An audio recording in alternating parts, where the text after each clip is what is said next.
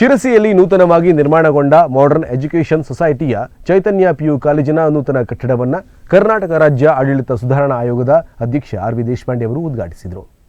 ಕಟ್ಟಡ ಉದ್ಘಾಟಿಸಿ ಮಾತನಾಡಿದ ಶಾಸಕ ಆರ್.ವಿ. ದೇಶಪಾಂಡೆ, ವಿದ್ಯಾರ್ಥಿಗಳು ಕೇವಲ ಓದುವಿಕೆ ಮಾಡಬಾರದು, ನಮ್ಮದೇ ಆದ ಕ್ರೀಡೆ, ಸಾಂಸ್ಕೃತಿಕ ಕ್ಷೇತ್ರದಲ್ಲಿ ಕೂಡ ಗುರುತಿಸಿಕೊಳ್ಳುವಂತಾಗಬೇಕು. ವಿದ್ಯಾರ್ಥಿಗಳು ರಾಷ್ಟ್ರದ ಭವಿಷ್ಯ, ಸಂಸ್ಥೆ ಬಗ್ಗೆ ಅಭಿಮಾನ ಇರಬೇಕು, ಗುರು ಹಿರಿಯರನ್ನ, ತಂದೆ ತಾಯಿಗಳನ್ನು ಗೌರವಿಸಬೇಕು ಎಂದು ಹೇಳಿದರು. ಶಿಕ್ಷಣದಲ್ಲಿ ಗುಣಮಟ್ಟ ಇರಬೇಕು, ಶಾಲೆಗಳಿದ್ದರೆ ಶಿಸ್ತು, ಸಮಯ ಪ್ರಜ್ಞೆ ಕಲಿಸಬೇಕು, ಇದ್ದರೆ ಇಂತಹ ಮಾದರಿ ಶಾಲೆಗಳು ಇರಬೇಕು ಎಂಬಂತಿರಬೇಕು ಎಂದು ಹೇಳಿದರು. ಒಂದೆರಡು ವರ್ಷ ಅಲ್ಲ, 4 ದಶಕ್ಕಿಂತ ಹೆಚ್ಚು ವರ್ಷದ ಸಂಬಂಧಿ ಸಂಸ್ಥೆ ಜೊತೆ ನಮ್ಮಲ್ಲಿ ಈ ಸಂಸ್ಥೆ ಒಂದು ಆದರ್ಶವಾದ ಸಂಸ್ಥೆ. ಕೇವಲ ಜಿಲ್ಲೆಯಲ್ಲಿ ಅಲ್ಲ, ಕರ್ನಾಟಕ ರಾಜ್ಯದಲ್ಲಿ ಒಂದು ಆದರ್ಶವಾದ ಸಂಸ್ಥೆ. ಶಿಕ್ಷಣ, ಸಾಹಿತ್ಯ, ಕಲೆ ಮತ್ತು ಕ್ರೀಡೆ, ಈ 3 ಅಂಗಗಳಲ್ಲಿ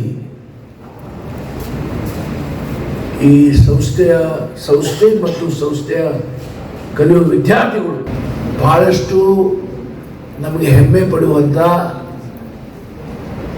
ಗೌರವದ ಬಗ್ಗೆ ಪಡೆಯುವಂಥ ಕಾರ್ಯಗಳು ಮಾಡಿದ್ದಾರೆ. ಅವರು ನಾನು ಅಭಿನಂದಿಸ್ತಾ ಇದ್ದೇನೆ. ಮುಖ್ಯವಾಗಿ ನನ್ನ ಮುಂದೆ ವಿದ್ಯಾರ್ಥಿ ಇದ್ದಾರೆ. ಆ ವಿದ್ಯಾರ್ಥಿ ನನ್ನ ಮುಂದಿದ್ದಾಗ ಕೆಲವು ವಿಚಾರ ಶಿಕ್ಷಣ ಬಗ್ಗೆ ಸಂಸದ ವಿಶ್ವೇಶ್ವರ ಹೆಗಡೆ ಕಾಗೇರಿ ಮಾತನಾಡಿ, ಉತ್ತರ ಕನ್ನಡ ಜಿಲ್ಲೆ ಒಳ್ಳೆಯ ಜಿಲ್ಲೆ, ಜಿಲ್ಲೆಯ ಜನಜೀವನ ಸುಸಂಸ್ಕೃತವಾಗಿದೆ.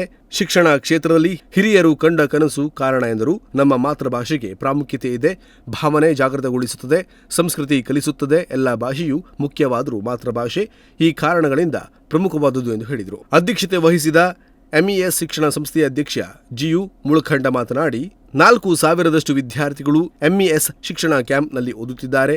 ಅಂತರಂಗದ ಕೌಶಲ್ಯ ಹೊರ ಜಗತ್ತಿಗೆ ಪರಿಚಯ ಆಗುವ ಕಾರ್ಯ ಮಾಡುತ್ತಿದೆ.